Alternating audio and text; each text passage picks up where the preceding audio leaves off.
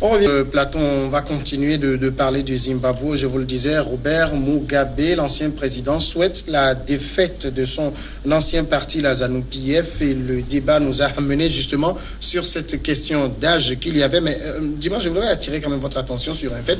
Il y a quelques jours, tout le monde se rappelle le discours d'Alassane Ouattara qui disait qu'il faut qu'il s'entretienne avec le président du PDCI pour passer la main à une nouvelle génération.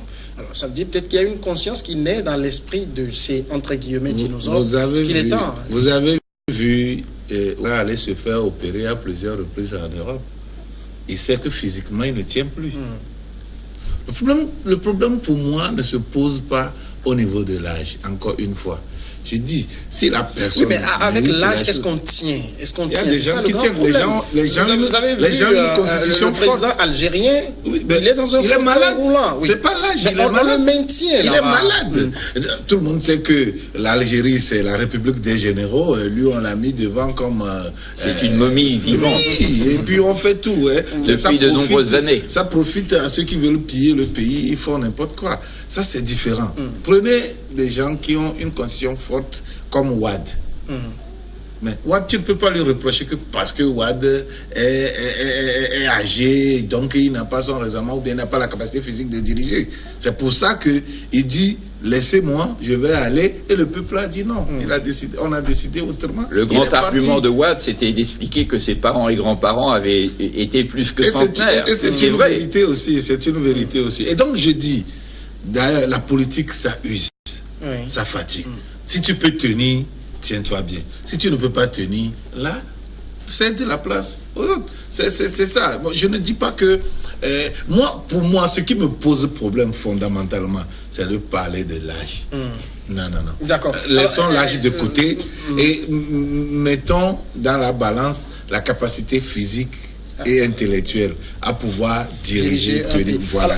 Bruno Fanouki, est-ce que au Zimbabwe vous pensez quand même qu'avec ces élections, parce qu'on a vu il y a eu beaucoup de ferveur autour, c'est quand même la première fois que le pays va à des élections entre guillemets démocratiques, libres, est-ce que ça va changer fondamentalement quelque chose?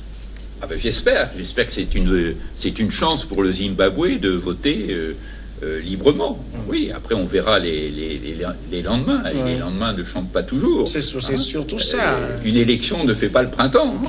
Mais s'ils peuvent au moins voter tranquille, je crois qu'on sait qu'il y a eu une affluence pour les élections, contrairement à d'autres pays qui votaient ce week-end, c'est plutôt une bonne chose. Si on est démocrate, après ça ne résout pas les problèmes du pays.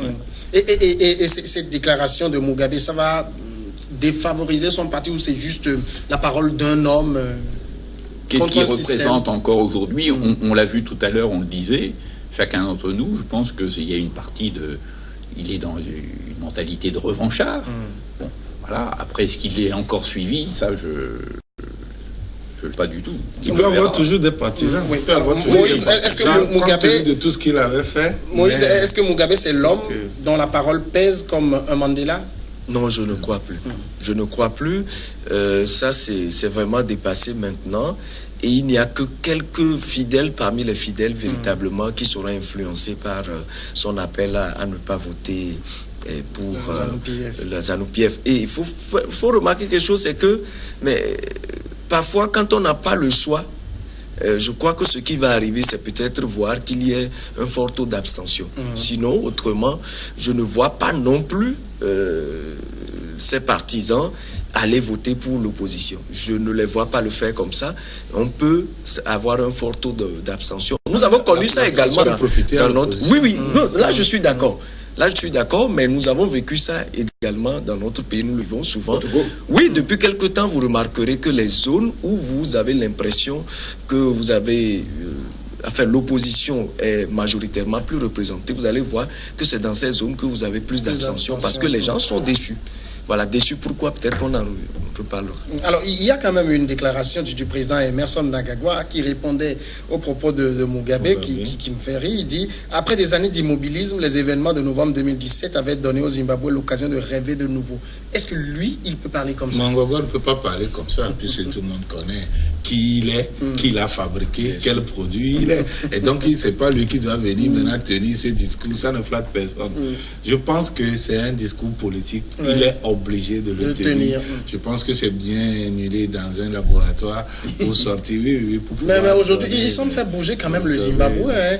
Il a compris qu'il faut une réorientation vous savez, politique, moi, économique, stratégique. Le jeu politique au Zimbabwe m'est toujours resté flou.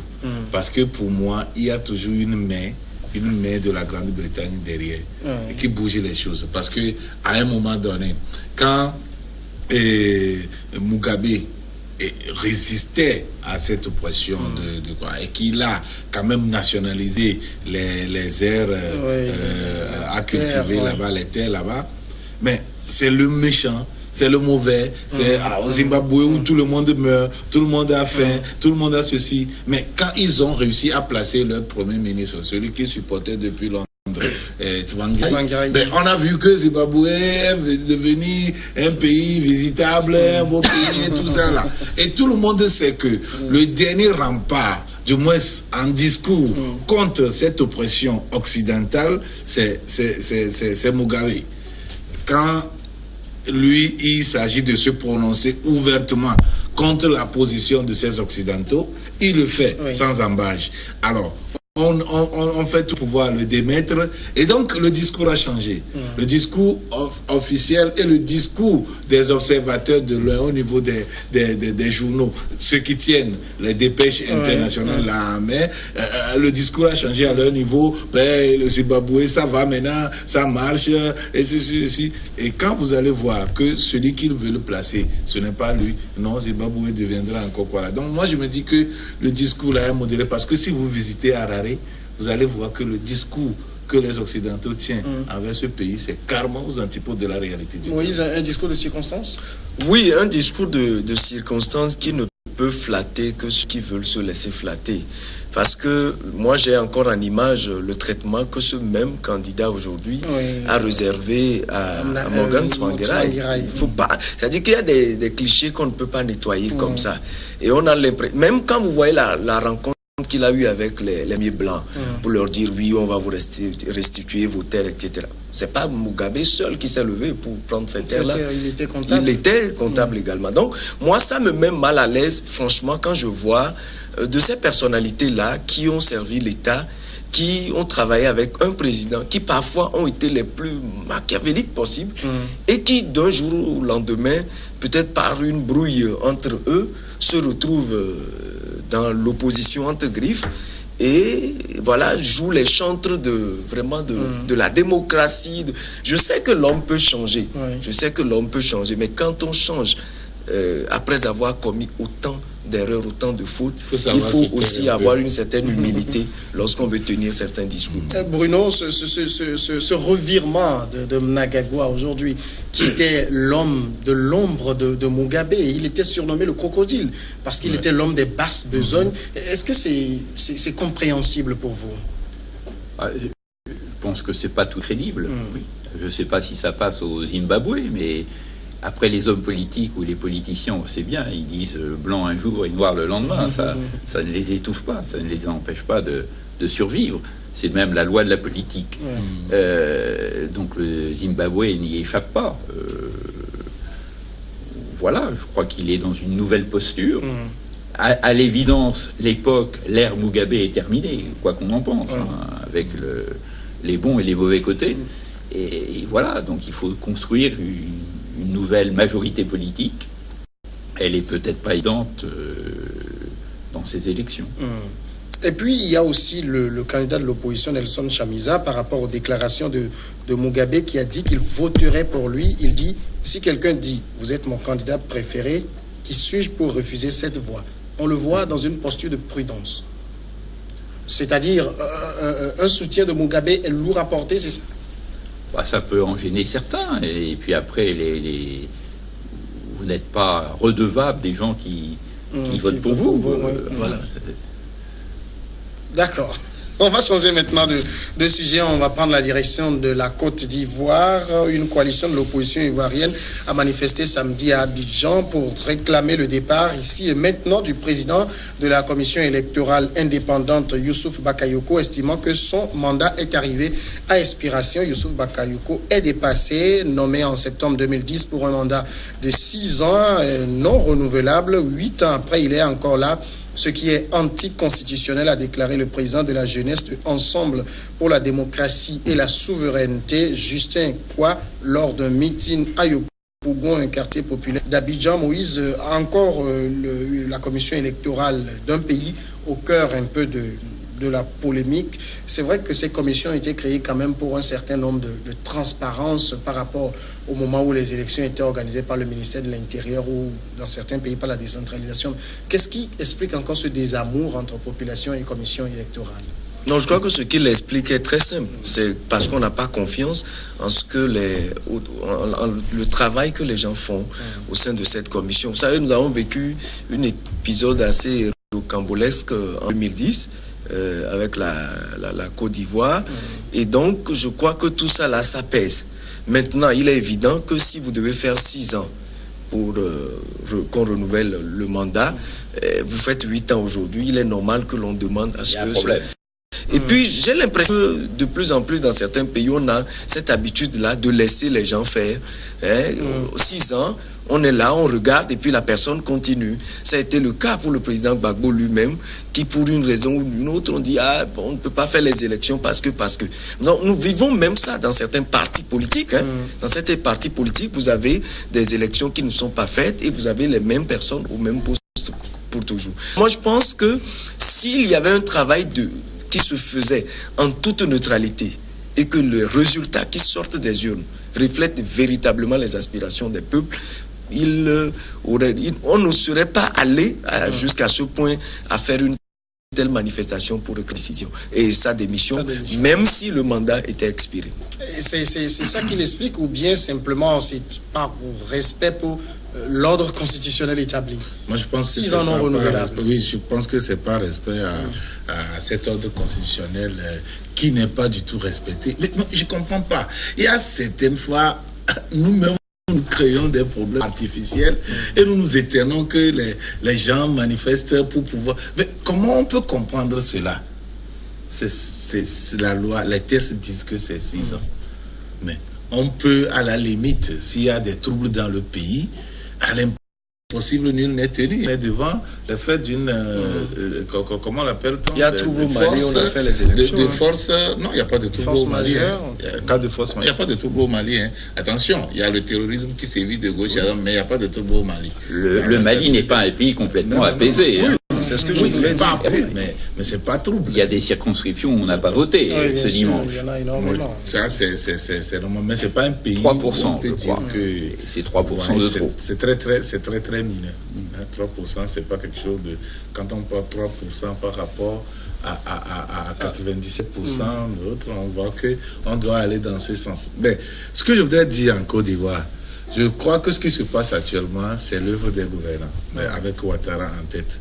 On ne sait pas ce qu'il veut protéger son ami Bakayoko. Et le laisser là-bas. Pourquoi? Pour service rendu? Je ne sais pas, peut-être oui. Sinon, ça n'a pas de sens. La loi dit que c'est 6 ans. Pourquoi les 6 ans? Parce qu'on ne peut pas les remplacer. C'est la moindre des choses. Mais je peux dire qu'il peut bien faire, même bien faire plus que tout le monde. À partir du moment où les tests disent que c'est 6 ans, au moins vous le renouvelez, ça, si c'est possible, dans le cas contraire. Voilà. Mais il part. Il part, puisque c'est ce que les tests disent. C'est assez simple. C'est assez simple sur le papier, mais la Côte d'Ivoire a quand même donné, on l'évoquait tout à l'heure avec Laurent Gbagbo, un très mauvais exemple, puisqu'en 2000, après une élection qu'il avait lui-même qualifiée de calamiteuse, il a réussi à tenir 10 ans, soit 2 mandats sans élection. Donc, mais là, exemple, et des fois le mauvais exemple vient de haut, et maintenant... On en a aussi les conséquences. Pour le cas de Gbagbo, on peut comprendre. Un pays qui est divisé. On a pris quand même des armes pour venir attaquer ce pays. Le pays était coupé en 2. Le nord était dirigé par la rébellion. Le sud, quoi là. Mais on ne peut pas organiser une élection dans un pays divisé. Là, il a une circonstance atténuante. Ça peut se comprendre. Actuellement, qu'est-ce qui peut expliquer qu'on ne puisse pas remplacer Youssouf Bakayoko de la tête de la CENI? On ne peut pas comprendre. Et donc, on dit qu'on veut peut-être donner de grain à moudre à l'opposition et pour pouvoir peut-être s'occuper de l'accessoire, alors que de l'autre côté, ils se préparent. Sinon, ça ne peut pas se comprendre. Alors, Moïse, dans ce cas, qui faut-il accuser? Pas Youssouf Bakayoko, c'est pas lui-même qui va se remplacer. Non, du tout. Du tout. Avoir la hauteur de déjeuner aussi. Oui, je suis d'accord. Il faut y penser. Je suis d'accord, mais quand on parle de qui pourrait-on accuser, naturellement, le premier responsable, c'est le président de la République. C'est à lui de prendre ses responsabilités. Maintenant, je ne sais pas non plus comment le mécanisme de désignation, etc., pour voir quelle peut être l'influence du Parlement et tout ça. Je ne maîtrise pas trop, mais je sais une chose, c'est que le premier responsable, c'est le président de la République. Maintenant, quel que soit le quoi. Youssouf Bakayoko peut lui-même faire amende honorable en se disant, bon, effectivement, j'ai assez fait pour le pays, et il peut se retirer. Ou tout au moins, comme l'a dit Dimas tout à l'heure, mais attends, qu'est-ce qui les empêche? Si on peut le maintenir à ce poste pendant 2 ans sans élection, sans lui renouveler le mandat, qu'est-ce qui les empêche véritablement à lui renouveler ce mandat? Et puis on est tranquille. Et là, au moins, on sait qu'on respecte la loi. C'est-à-dire, on saute le verrou de la limitation? Bon, si possible. Si c'est ce qu'ils peuvent faire, pourvu que ça soit conforme. C'est-à-dire que quand tu veux faire quelque chose de mal, fais le mal entre griffes de manière propre au moins. Voilà. Vous savez que les tests... Ça, c'est l'ouverture à pas mal de dérapage quand même. Mais au moins là, au moins on sait que les tests voilà. sont en quelque sorte les contrats sociaux que nous avons, et tout le monde se met d'accord et puis on peut avancer là-dessus. Même si ça te fait mal, ça ne veut pas. Pas du moment où c'est les tests qui le disent, vous faites un peu d'effort pour respecter cela et vous avancez. Mais si de façon flagrante, on viole les tests comme cela, ça fait mal.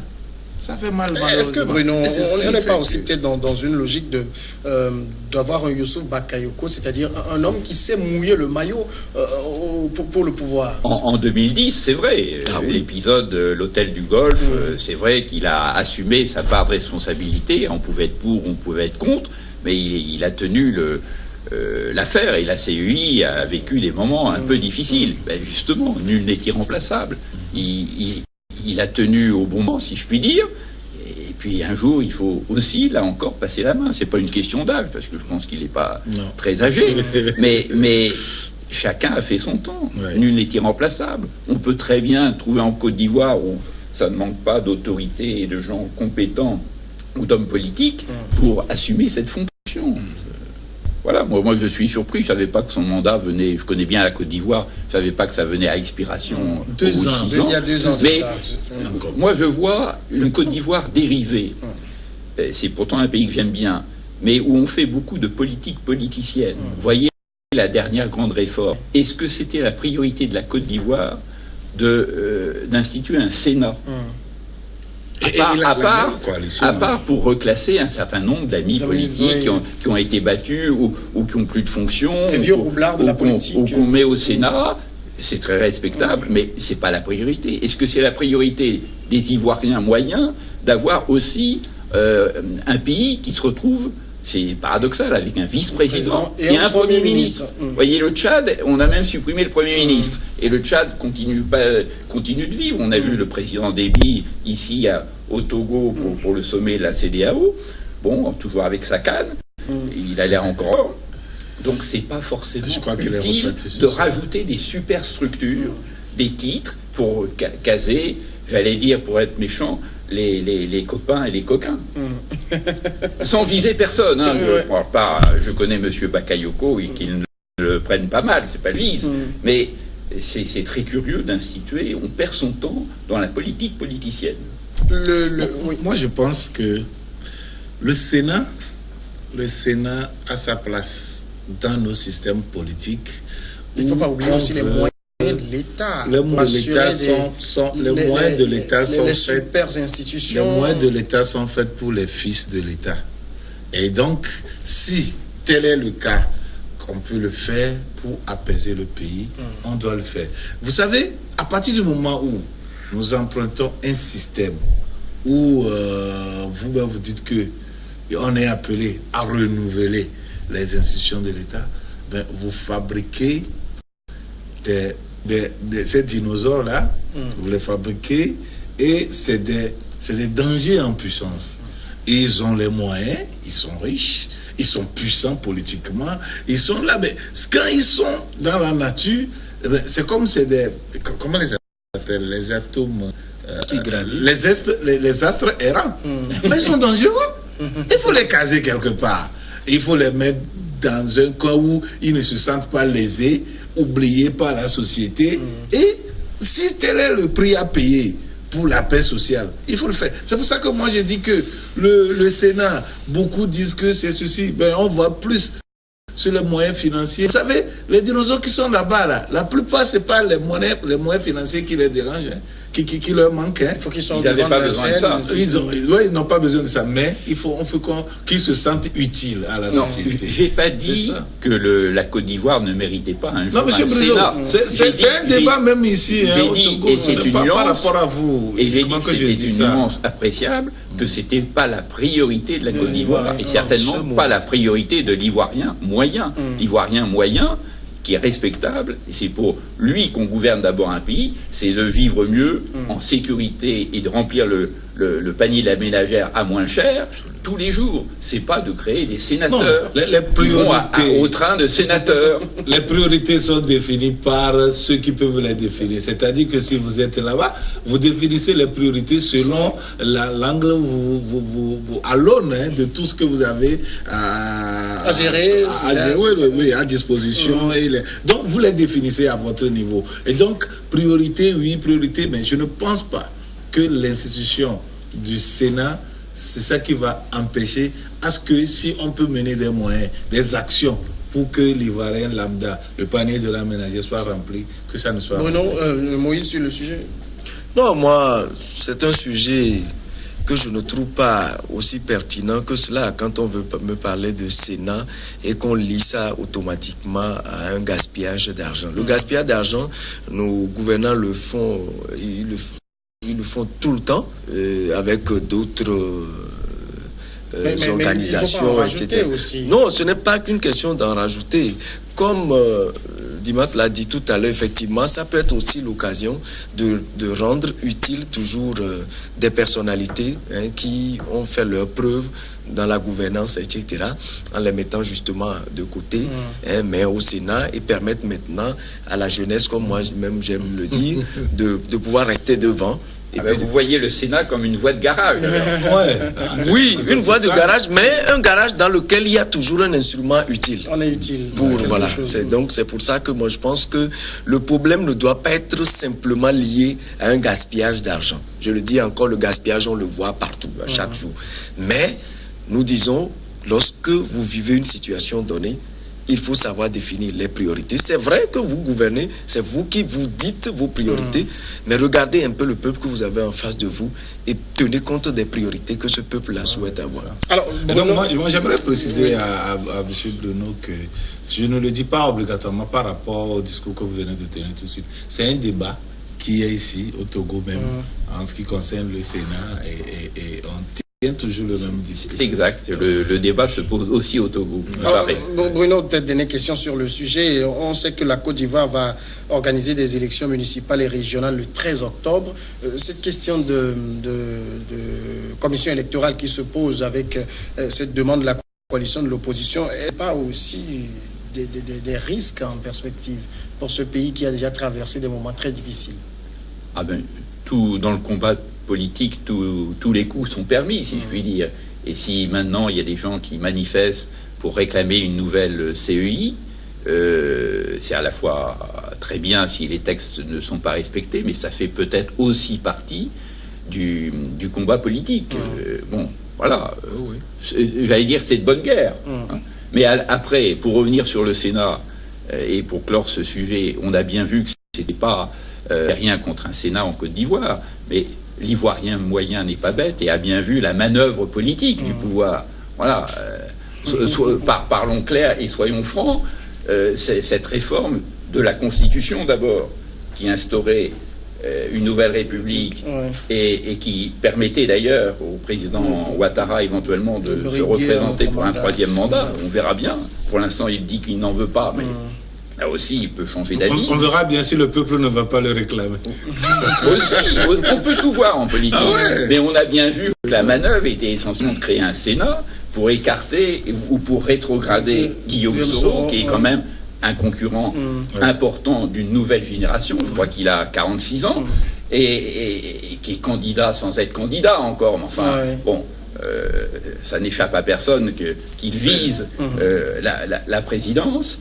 Eh bien, il est rétrogradé de la deuxième place et de la place de dauphin que lui avait promis d'ailleurs le président Ouattara. Et puis voilà, il y a le président du Sénat qui passe devant. Voilà, ça n'échappe à aucun Ivoirien. Mais un dauphin encombrant. D'accord. On va marquer maintenant la pause, la grande pause, et puis on revient derrière.